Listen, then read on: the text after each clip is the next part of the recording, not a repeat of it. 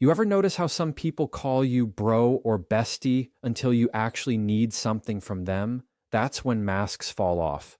Everyone looks loyal when life's easy, but the real test of friendship comes in the quiet moments when the spotlight's gone and you're left with truth, not talk. Today, we're talking about the one habit that exposes every fake friend. And trust me, once you see it, you can't unsee it. Fake friends are masters at blending in when life is easy, when the vibe is light, and when everything benefits them in some way. They laugh at your jokes, agree with your plans, and make you feel like they've got your back until the moment comes when the table turns and there's nothing in it for them anymore. That's when you start to notice the pattern. Their support was never about you, it was about convenience. The late night calls when they needed something always answered, but when it's your turn to talk, suddenly they're busy. The truth is, fake friends feed on your energy only when it serves their comfort. They like you happy, but not when your happiness doesn't include them. They like you strong, but not when your strength shows them what real loyalty looks like. When life starts demanding more from you and when you're stressed, uncertain, or broken, that's when fake friends slowly start to disappear. They don't know how to show up when it's not fun anymore. They don't know how to stay when your energy's drained or when the conversation isn't lighthearted anymore. They vanish when your story requires patience, empathy, or silence. That's because fake friends are emotional consumers, not emotional givers. They want the highlights, not the real-life moments that test relationships. They want to share your table when it's full, but won't help you cook when the pantry's empty. And that habit, that selective presence, is exactly what gives them away every single time. You can test this easily. Share something that doesn't benefit them, maybe a need, maybe a dream that doesn't include them, or a boundary that doesn't serve them. Watch their reaction. Real friends lean in and ask how they can help. Fake ones subtly pull away or change the subject. They don't clap when the focus shifts from them to you, because the friendship was never about connection. It was about transaction. The second the benefit expires, so does their effort. That's why their messages slow down, their interest fades, and suddenly they just need space. It's not space they need, it's attention. And when they're not the center of it, they lose motivation to stick around. The worst part is, fake friends don't always realize they're being fake. Some are so used to surface-level relationships that they think that's normal. But if you pay attention, their habits speak louder than their words. They'll promise loyalty, but it'll always be conditional. They'll say, I got you, but it only applies when you're easy to handle. The moment you become complicated, when you're hurting, frustrated, or chasing something they can't relate to, they step back. Not because they can't care, but because caring takes effort, and effort doesn't benefit them. And that's the pattern that exposes them faster than anything else. So here's the truth. The habit that exposes every fake friend is simple. They only show up when it benefits them. That's it. You don't need to test them with drama or confrontation. Life will do that for you. When things get quiet, when the energy shifts, when you stop entertaining their needs and start focusing on yours, they'll show their true colors. They'll ghost, they'll deflect, or they'll suddenly accuse you of changing, but you're not changing. You're just seeing clearly. The silence after you set a boundary tells you everything words never will. You don't have to chase explanations. You don't have to fix what was never real. Just observe who's there when you have nothing to offer, because that's where loyalty lives, not in the loud moments of laughter, but in the quiet ones where showing up doesn't reward them. Real friends stay when there's nothing to gain. Fake friends fade the moment the spotlight dims. That single habit, showing up only when it benefits them, exposes them faster than any argument ever could. Listening is one of the simplest things to do, but also the rarest. Most people don't actually listen. They wait for their turn to talk. That's why genuine friends stand out so quickly. When you speak, they don't treat your words like a pause before their next story. They actually lean in. They remember what you said. They don't twist your pain into a competition or your joy into their comparison. You can feel the difference. It's in the way they let you finish your sentence, the way they hold space for your silence, the way they make you feel heard instead of managed. Real friends listen without an agenda, and that one habit tells you more about someone's heart than 1,000 promises ever could. Fake friends, on the other hand, have a predictable rhythm. You start sharing something meaningful, and they find a way to redirect the spotlight. You mention your struggle, and they jump in with their own. You celebrate a win, and they subtly remind you of theirs. The conversation always loops back to them. That's how you know their interest isn't genuine. It's transactional. They don't listen to understand. They listen to respond. They collect your words not to care about them, but to compare them. That's why every deep talk with a fake friend leaves you a little more empty. It's not that you talk too much. It's that you were never really heard. And over time, that emotional imbalance starts to expose the truth. The habit of listening without turning the spotlight back is the rarest form of respect. It says, "You matter even when it's not about me." And you can feel when someone means that. They don't interrupt to fix you or make it about their version of the story. They let your pain breathe, your thoughts spill, your emotions exist without judgment. You can call them at midnight and know they won't make you feel like a burden. That kind of presence doesn't come from convenience. It comes from care, and that's the difference between hearing and listening. Fake friends hear noise, real friends hear need. And when you see that clearly, it becomes impossible to mistake one for the other. It's easy to fake support when life is good, when everything you say fits into their comfort zone. But when you bring up something raw, something real, fake friends reveal themselves instantly. They'll get restless, dismissive, or turn the topic around to how your feelings inconvenience them. Because true listening requires empathy. And empathy takes humility. It takes the ability to put your ego aside long enough to understand that not every moment has to orbit around you. And fake friends don't do humility well. They crave attention, not connection. They want the performance of friendship, not the patience it requires. That's why the habit of listening becomes such a powerful filter. It's the one thing they can't fake for long. When someone listens without trying to outshine, outtalk, or outdo you, that's when you've found something real. It's not about how long they've known you or how much they say they care. It's about how they make you feel when you open up. Do they hold your words like they matter, or do they rush to replace them with their own? You can tell everything about a person by how they handle your vulnerability. Fake friends use it for leverage, real ones protect it. And in a world full of loud voices, silence with intention speaks the loudest. So pay attention to who listens, not who nods, not who reacts, who listens, who doesn't compete, who doesn't hijack the conversation, who doesn't make your story a stepping stone to theirs. That one habit, listening without turning it back to themselves, is the quietest, clearest proof of who's real.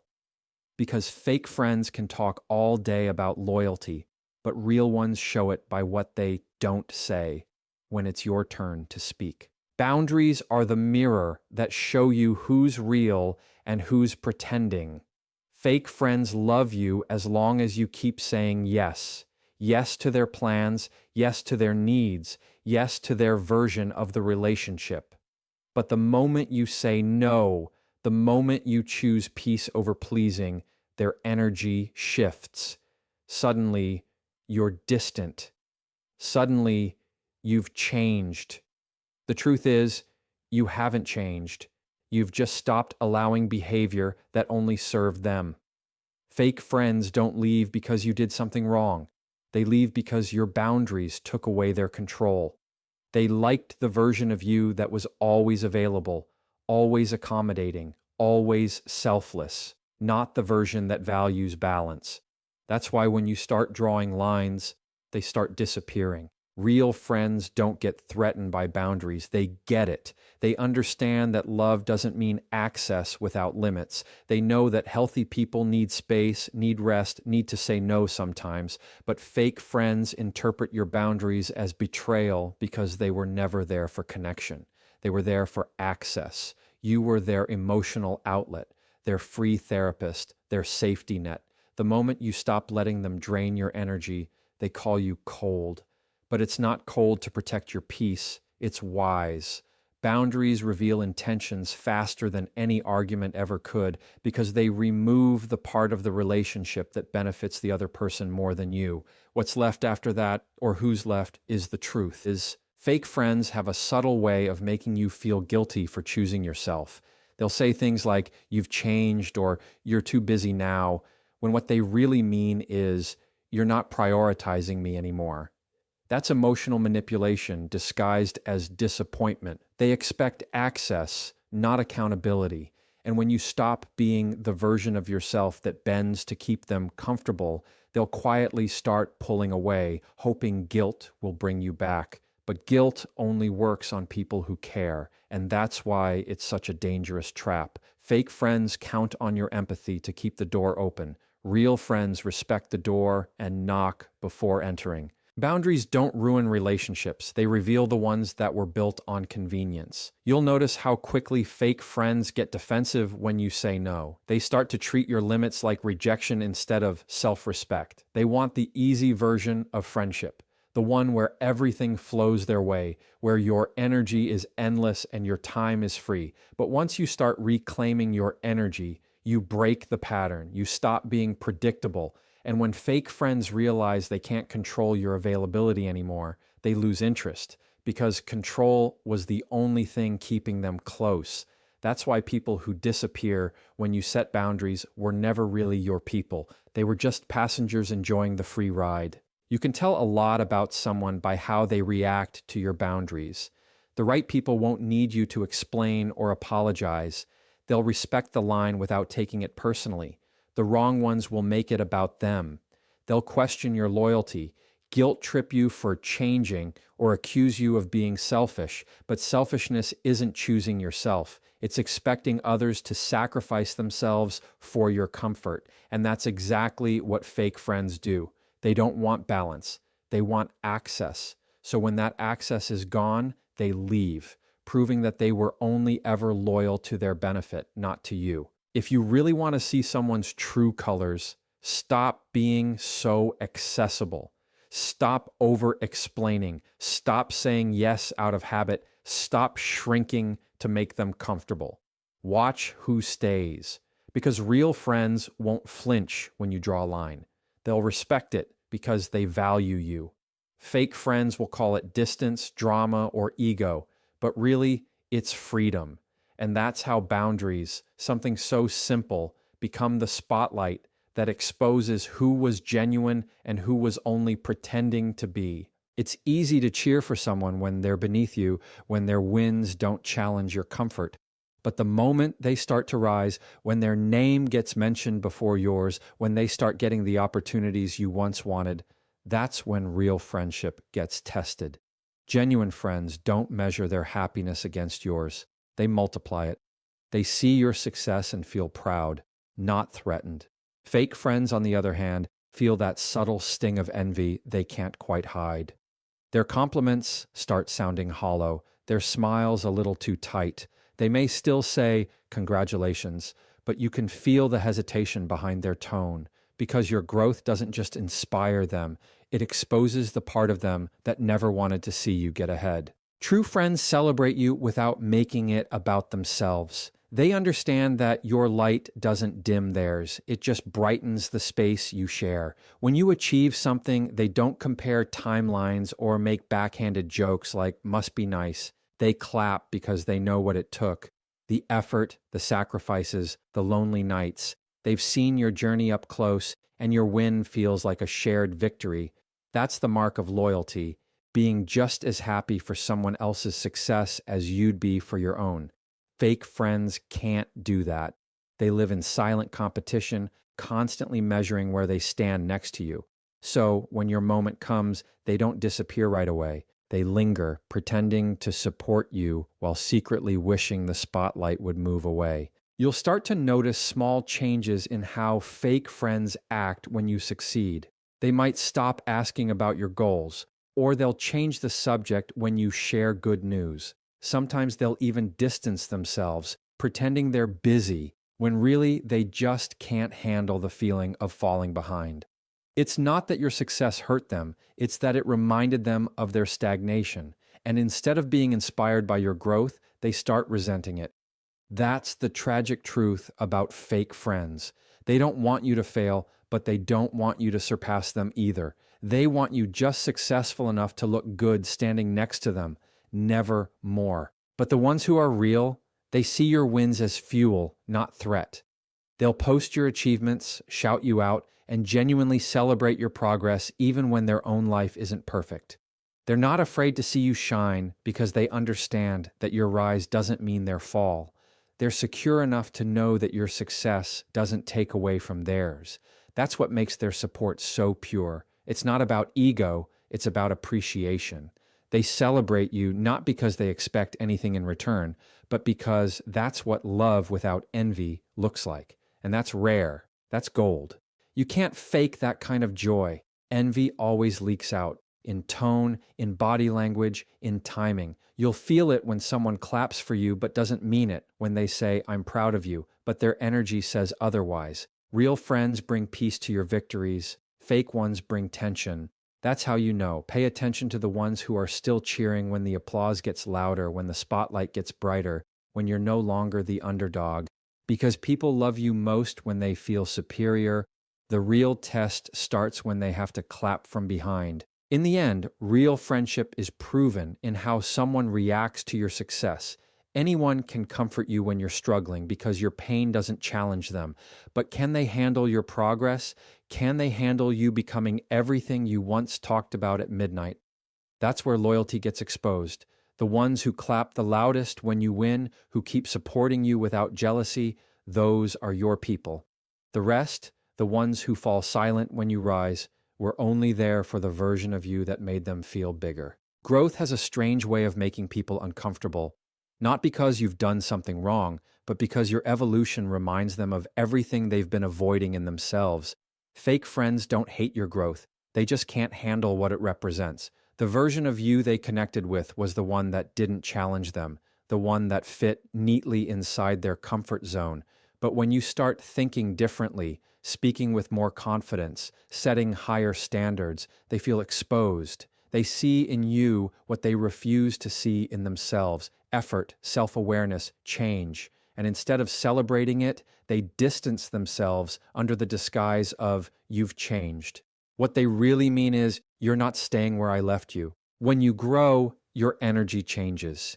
And fake friends can't mirror what they don't understand anymore. You start caring about things that don't entertain them, and you stop entertaining things that don't grow you.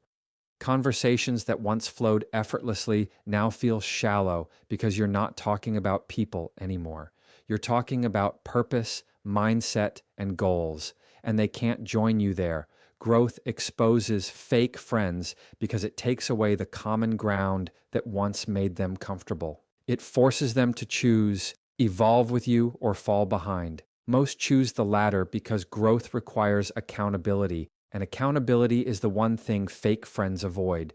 They want to stay in the same place and still call it loyalty, but loyalty without growth is just stagnation disguised as friendship. You'll notice their distance in small, subtle ways. They stop reaching out as much, or when they do, the energy feels different. They'll joke about how you're too busy now, or how you think you're better, trying to mask their insecurity with humor. But beneath that humor is discomfort. Your progress makes them look at themselves, their habits, their excuses, their lack of movement, and that reflection hurts. So instead of clapping for you, they criticize you. Instead of asking how you did it, they question your motives. They start conversations that drain your spirit because they miss the version of you that didn't make them feel small. That's why growth doesn't just change your environment, it filters it. People who truly care will adjust to your pace. People who don't will fade, blaming your growth instead of their unwillingness to evolve. Real friends understand that growth isn't personal. It's necessary. They don't guilt you for evolving. They grow with you. They see your change not as rejection, but as inspiration. They ask questions. They learn from you. They adapt. They're not threatened by your transformation because they're secure enough to know that your elevation doesn't mean their exclusion. That's why when you start improving yourself, the ones meant to stay will find new ways to connect, not reasons to disconnect. Fake friends, however, interpret your growth as abandonment. They'll twist your progress into arrogance, your boundaries into pride, your peace into ego, all because they can't handle a version of you that no longer needs validation. Growth doesn't destroy relationships, it just reveals which ones were built on growth in the first place. The ones who only like the struggling, uncertain version of you will find your confidence intimidating. They'll miss the days when you needed their approval, when you kept your dreams small enough to fit their comfort zone. But real friends evolve beside you. They learn, they adapt, they cheer, because they know the goal was never to stay the same, it was to rise together. Fake friends fade not because they hate you, but because they can't keep up with the pace of your transformation. And in that silence, you find peace, not loss, but clarity. So if people start falling away as you grow, don't chase them. You're not losing friends, you're shedding illusions. Growth is supposed to make some people uncomfortable.